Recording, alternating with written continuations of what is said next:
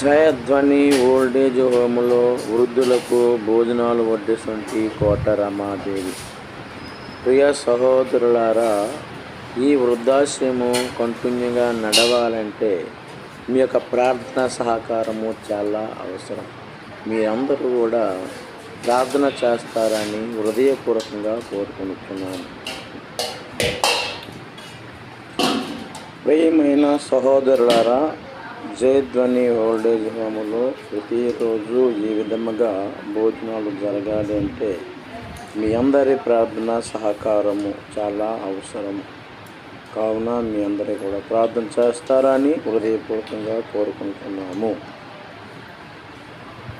జయధ్వని old age హోములో వృద్ధులకు భోజనాలు వడ్డిస్తుంది కోట రమాదేవి.